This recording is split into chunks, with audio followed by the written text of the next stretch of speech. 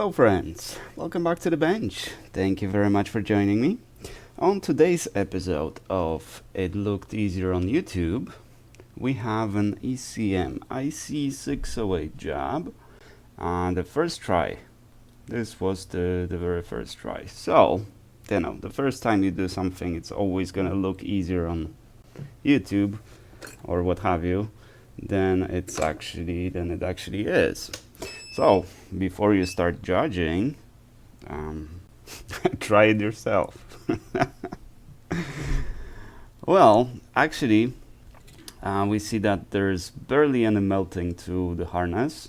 A slight, maybe, yeah. You can see that it's seen some heat, but very little melting. A little bit of melting to the cap, but nothing serious. So not bad. So this was covered. It just took too long for heating this. Now this happens when your tool is rather inadequate, and if you want to see how that goes, you can click on my channel and scroll back all the way to my very first video that I uploaded to YouTube on this channel, and you'll see me working on it without as much experience as I have right now, obviously, and with much worse tools. So you can see how difficult it is when you have inadequate tools. It can be done, and using those tools, I've done many of these, but it's a lot easier when you have proper tools. So the main issue over here is that the tool was unable to produce enough heat and just kind of sustain it, right? So we can heat up the chip and the chip and the chip is easy to remove, right? It pops off. Then while the board is hot, you wick it. But again, if your soldering iron doesn't have enough power to keep the temperature at, well, for wicking I use 380, but don't take temperatures from any source like 1-to-1. You're gonna have to figure out your own tool what works. So I don't really use those temperatures as if I switch the tool and I just use the same temperature. I start with low and I see what happens, right?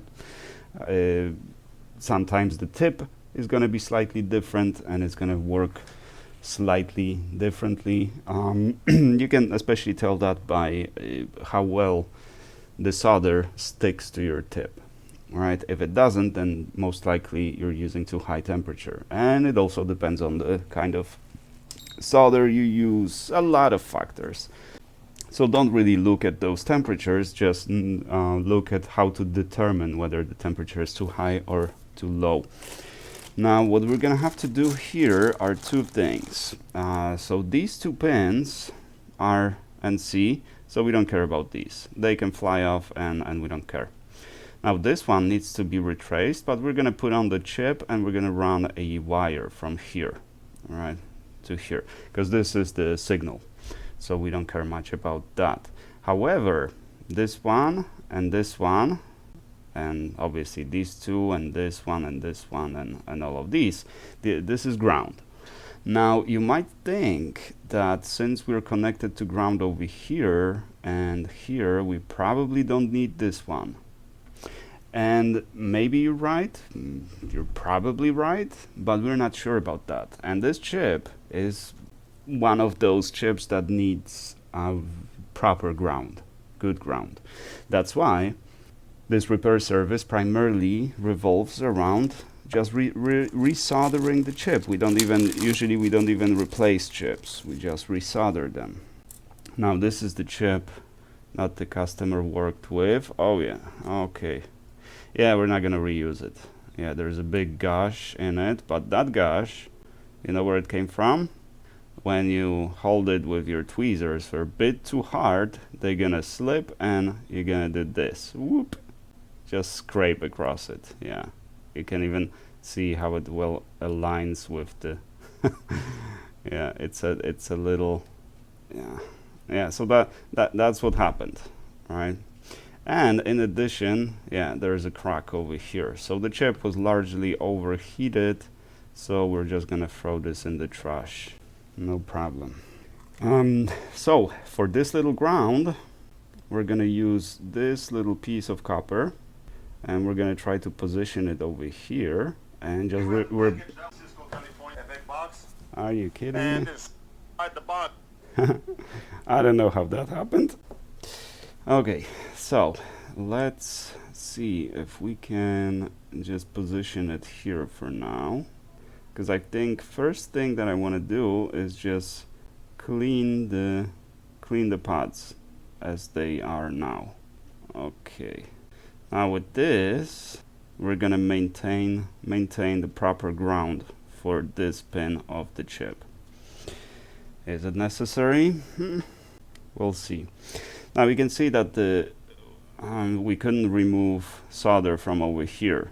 That definitely tells me that the tool was inadequate. But if you have an adequate tool, you have to utilize a few tricks. One of the tricks that you don't see me using, but I've had a few people mention that on my videos, that it'll be easier to clean off the solder if you first mix it with leaded solder, right? You mix the lead-free and leaded.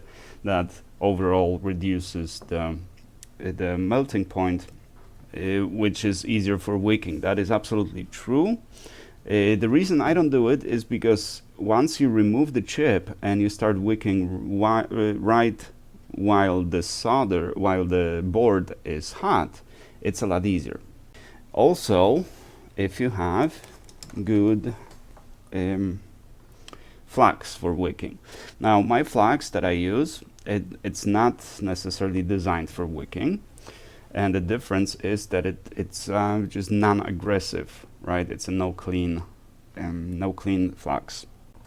No clean flux is not necessarily the best for wicking, but again, as long as you have proper temperature, you can do it. But on the like Xbox or not Xbox, I've never worked on Xbox, but PlayStations, they have the boards that dissipate heat really quickly, really thick boards. To properly wick it with this solder, you need to bring it to pretty high temperature, preferably even put it on a preheater to keep the temperature of the board high.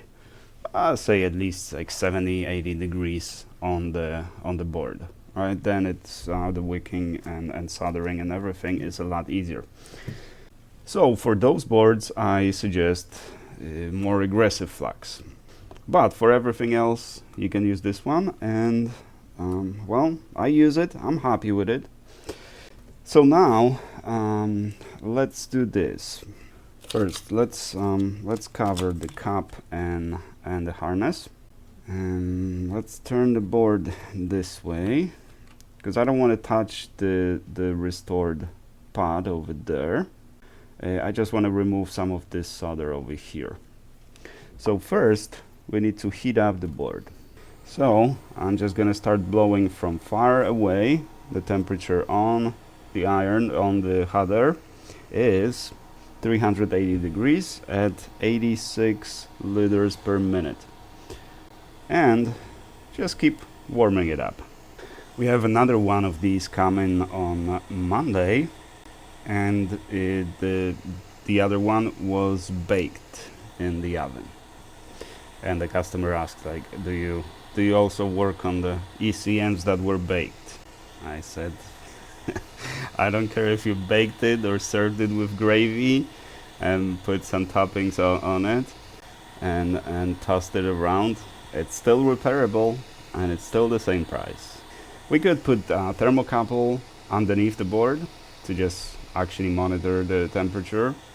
And if you do it first time, or you're overall new to this, that's not a bad idea. Yeah, it will. I just use, instincts that I developed over the years. So it doesn't mean that it's not a good idea to use tools like that, so you can see in BGA work that those temperature measurements are crucial. Okay, this flux smells like Kingbow flux. I don't know if it is. I didn't ask, but it smells like Kingbow. Now let's get a smaller wick Now when the board is hot, I'm gonna put some of my flax. Oh, that's even too much. You don't need that much. There. And 380 on the soldering iron.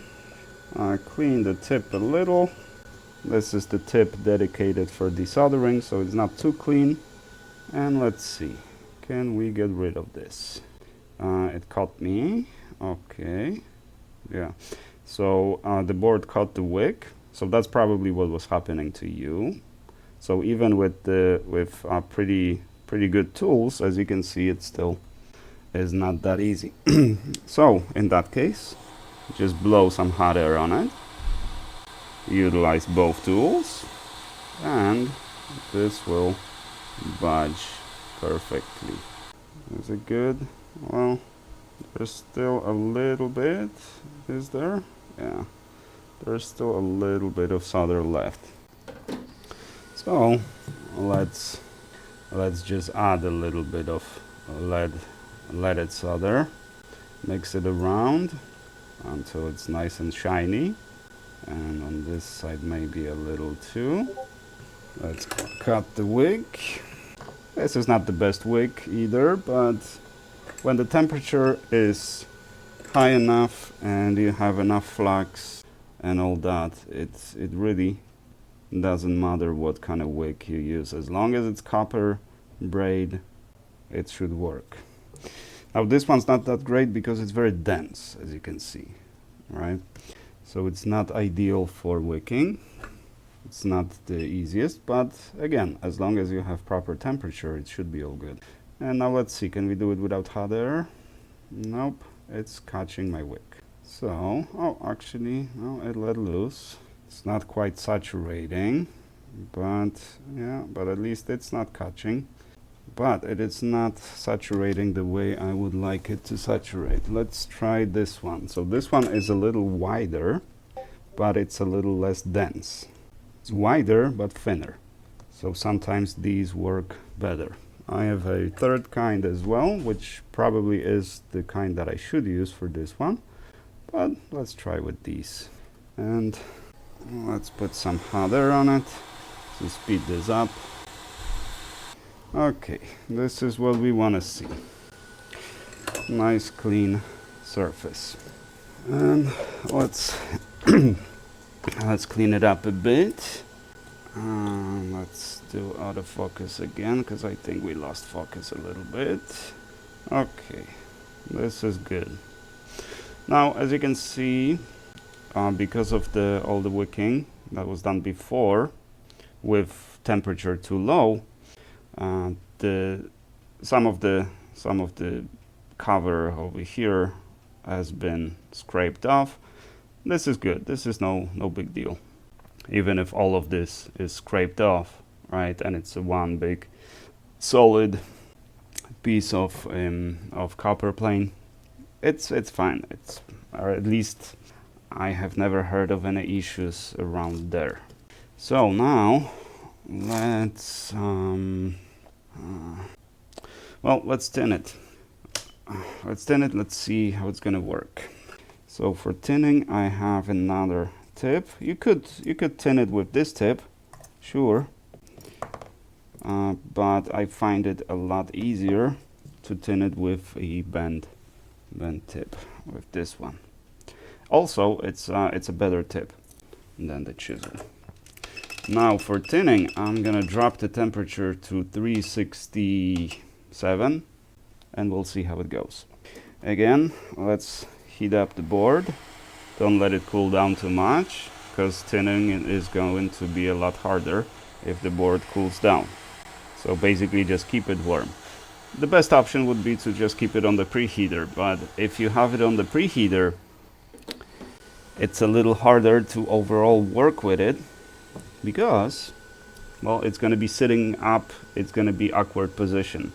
So I prefer to just keep it warm with hot air.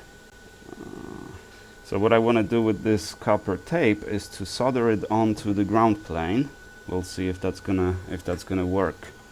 That's not gonna be easy, but nothing ever is. So we're gonna put a little bit of solder on the tip and tin all these. As long as the board is hot, it should be pretty straightforward. It doesn't have to be perfect because we're gonna resolder it afterwards, after the chip is in place. It's just a little bit of solder on these so the chip can be guided. Yes. Alright, so we got all of that solder done, and now let's see, let's put a little bit of solder on the tip, and I'm gonna try to hold it with one hand. Oh, that's too much solder. Let's get rid of that, because that much will be not great. There, that should be enough. So I'm gonna try to hold it with one hand over here and try not to shake too much, which seems to be a challenge this morning. 2 coffees and no breakfast. Okay, I don't know if that's sitting in the right place because there's too much flux. So let's clean it up. Let's see. Okay, it looks good to me. Looks like it's aligned. So we just need to glue it on the other side so it holds, because once I put hot air on it, especially at high speed, this is just gonna fly off. But to use that, the UV mask, we need to first get rid of all the flux, because it will not work, it will not stick to the board if there's flux on the board. So this will take a minute. What I'm going to use is this. Let's put it like this so it doesn't stand in the way. And this should be enough to hold this in place. And just UV secure it. Give it a minute or two and it should be ready to be worked on. Because we also need to get rid of this little blob over here, because it's just going to make it harder to align the chip. Well, let's check if it's cured. Okay, looks cured. Alright, so that should keep it. It should withstand the soldering, the heat of the soldering. But it does, to remove it, how do you remove it? You blow with hot air on it and pull it off, right? So it's gonna weaken it, right? So you still have to be relatively gentle. So in this case, what we need to do is just not use as much flux as I normally use. Instead, we're just gonna use a little bit of flux. Because you need a little bit of it, you know, because it's very hard to do without flux, but it can be done. Let's first we need a chip. Actually, you know what? I think I'm gonna send this chip back to the customer as a souvenir of this endeavor. I'm kind of contemplating whether to tin the chip. We do need to put ground on the chip to tin the ground plane, because we don't put solder on the board, right? So we need to put solder on the chip. No way around it. If solder's got to be on the ground plane, if you don't put solder on the ground plane, then it's definitely not gonna work. And generous in the middle, not too long. Because if you heat it for too long, then the flux is going to get stuck in the solder and it's going to be tough to clean. Although, as you can see, my flux is very easy to clean because there's no aggressive chemicals inside. It's purely organic, homemade, no toxic materials, no toxic components in it, not even any emulsifiers, just pure flux. As you can see, I don't even use the fume extractor, which I do not recommend because it still could be an irritant. Some people said that when glycerin is exposed to like 200 degrees or whatever, or 300 degrees or well, whatever, then it releases some, that it is toxic. I don't know, I'm not a doctor, I'm not a chemist either, farthest thing from, so I don't know, but glycerin is also used in the vapes, right? So you breathe it, like literally inhale it just for the sake of inhaling it. And the temperature of those heaters in the vapes is around 200. What was it, 190 or 220, something like that. So very close to the temperature of soldering. And it's not like, it's not like I purposefully inhale it. All right, so if they use it for vapes, I don't expect it to be super toxic, when you use it for soldering. And, both things can be true at the same time. There can be trace amounts of something toxic from the glycerin burning, sure, but the amount of it could be so minute that it might really be just negligible. So although theoretically it's correct that it's releasing some toxins or something, it's the dose that makes the poison, not the ingredients. Get in there. All right, I think it's aligned now. Now we don't want to touch these pins next to it, right? They are NC, but we don't know what's on the other side. It could be something. So, okay, so now we'll see how easy it'll be to align the chip. So what we need is just a tiny trace amount of flux. That should be enough. It's barely wet, but that's enough for the solder to activate, basically to start flowing like we want it to flow. So now the question is, can my shaky hands actually align the chip? They're more shaky than usual, so we'll see. Okay, it's roughly like this, but once we start heating, then...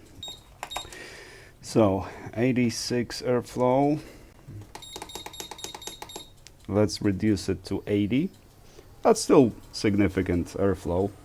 It will blow your chip away, even the chip this size, which is rather, for this precise work, this is rather sizable chip. But for that reason also it requires a lot of heat, it requires a lot of patience, especially to align it. But if you reduce the airspeed to the very minimum, so the chip doesn't fly away, and you align it perfectly, this is not perfectly aligned, but this is more than enough. So if you just keep blowing on it with very low airspeed, eventually you will melt the solder, and the chip eventually will just jump into place. If you have sufficient amount of solder on the ground plane, so you can float on it. But at low airspeed, it's difficult to push this much temperature, or push this much heat to maintain high temperature. Okay, now it's in this half state where the left side already started catching, so I can't freely move the chip, but the right side and the rest is not catching, so it's especially frustrating where the chip just catches here and there, so it's difficult to move, but not quite not quite hot enough to start floating. So just keep blowing until it moves freely. And there. So since it was at very low airspeed, it took a while, which is especially difficult because it's going to start burning your fingers. You need to position it properly, and even our aluminum foil started burning a little bit. Well, it's not the aluminum foil that's burning, it's just the residue on top of it, but no melting, well, other than the melting that was already there. Let's actually take it off, let it cool off a bit, and let's check the alignment. It looks nearly perfect. It's not perfect. No, actually, I think it's perfect. No, it's not perfect, but it's super close enough. Oh, I just noticed. That's not good. Yeah, I just noticed that we lost at some point. We lost the pot over here. Okay, that's not a big deal. Okay, 367. Let's tin it around. First on those 3 sides around, and then the final one over here, because that's going to be challenging, and we have to run 2 wires in it. Alright, that should do it. This pin has a bit too much solder on it, but that's fine. Now let's try regular tinning first to put some solder on those pins, or at least the ones that are gonna accept it, and go from there. Okay, this one's good now. So now let's clean it and let's grab some wires. So here is the issue. The right wire, that's gonna be easy because that's the signal. But this one, this is either ground. This could be ground. See, we don't know now because the chip is already covering it. But it's either ground or VCC. All right. We could check with the multimeter, but it doesn't really matter. Which means it's gotta be more than just tiny little wire. We are really close though, so this is not gonna be that hard. So let's try this. Okay, now I'm not sure if I'm gonna be able to hold it with my finger. It might burn me, but let's try it. Because with my fingers I have better precision than with the tweezers. It's too wide. Let's do the double instead of quadruple. Quadruple would be better, but if there's no room, there's no room. Nothing we can do about that. Yeah, that will be better. Now you need a little loop on it so it holds properly. And let's attach it here. So just so it holds here, so I can solder it properly on this side without making it short. Okay. Now let's check for shorts. Alright, now let's see. Do we have short here? No short. And here? No short. Do we have continuity here? I do, and touch the chip. Yeah, it seems okay. It seems fine. So now just a data line and we're done. Data line is a lot easier because it's just 1 wire. You don't need more than 1 wire. But what we need to do is just grind it a little bit. So we just need to expose some copper over here. Gently scrape it. You don't have to use the grinder for this, obviously. You can just use tweezers or a little knife or something. But grinder definitely speeds up the process. And we're done.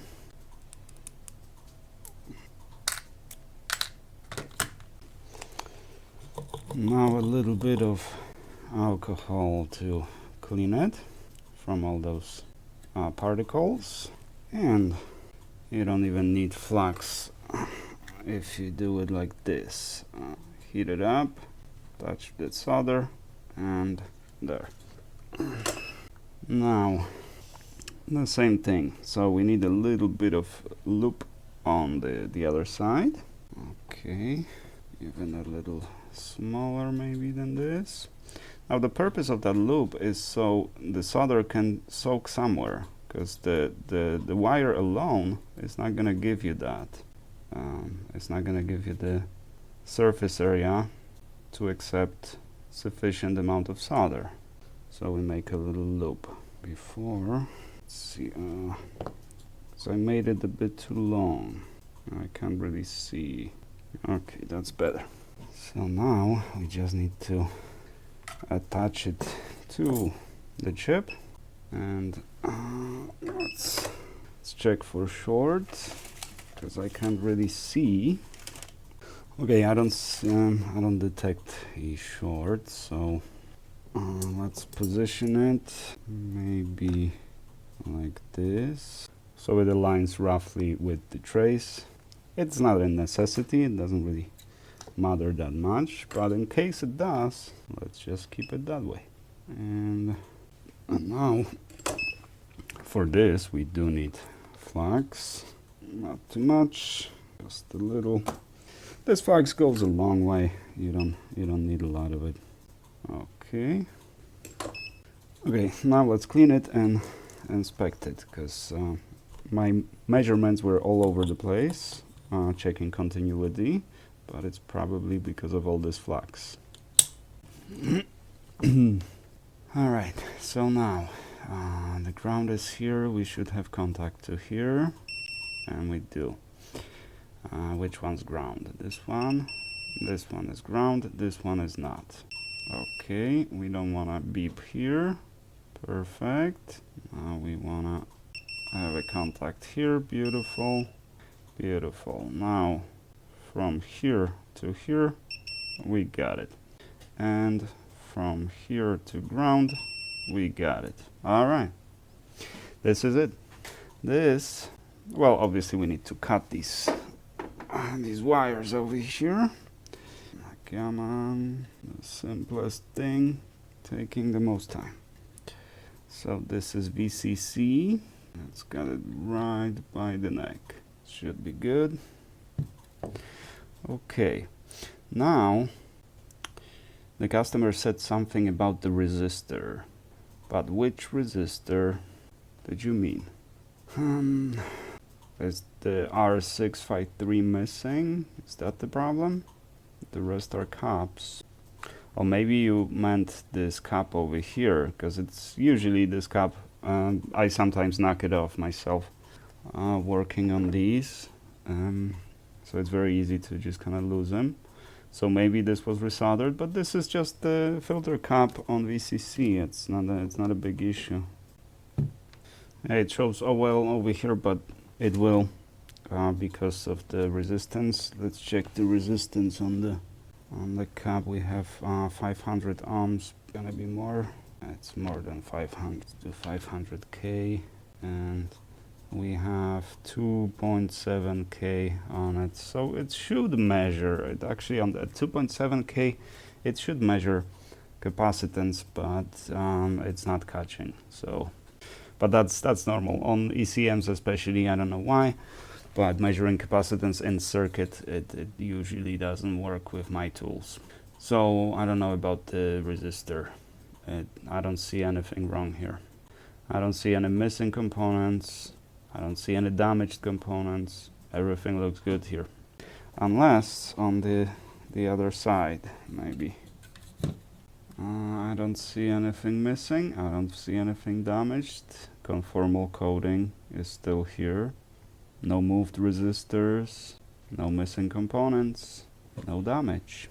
No damage. The chip is on the other side over here. Everything here looks okay. So I don't know what you meant about the resistor, but I don't see anything wrong here. This should be all good. Be careful. Alrighty, I call it done. It looks good from this perspective, you see. So the chip in question is this one. Pretty small, but overall for microelectronics, this is actually a pretty big one. And I'm putting your old chip back in the baggie, a souvenir, so you remember that stuff looks easier on YouTube than it actually is. Alrighty, that'll do.